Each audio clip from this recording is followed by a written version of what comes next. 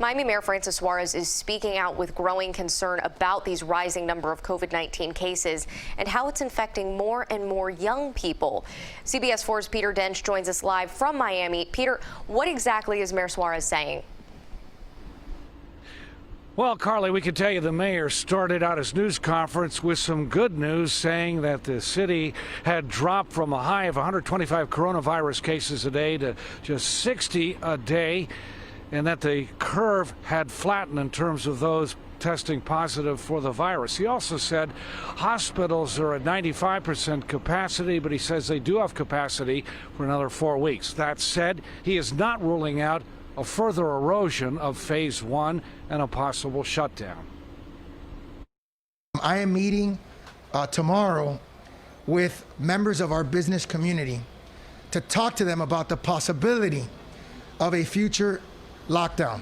Miami Mayor Francis Suarez foresees another possible shutdown of businesses if there is not a significant drop in the number of people testing positive for the coronavirus. I think it's important that we communicate with the business community before making any decisions, and I want to get their sentiments. I want to listen to them.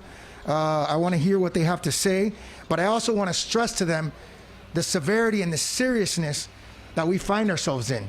What it'll probably look like is something similar to what it was in March, April. In other words, aside from essential workers, it'll be a stay-at-home order, just like similar to the one that we had. If this were to be done, my guess, and again, I don't have all the details because we haven't flushed this out completely, would be to stabilize the hospital system, but we need a long-term plan. Suarez says the highest percentage of people testing positive are in the age group of 18 to 34. What we're starting to see now is that age group going back to the home and infecting everybody else in the home, particularly worrisome in multi-generational households. Suarez expresses concerns about the elderly. I'm urging elderly residents, 65 and older, 75 and older, in particular 75 and older, to stay at home if you can. We're working with, and I said this also at the press conference with the governor, working with the state of Florida and Miami-Dade County to provide up to 450, at least in a first phase, 450 isolation hotel rooms, so that people who are sick and who are vulnerable can potentially be isolated.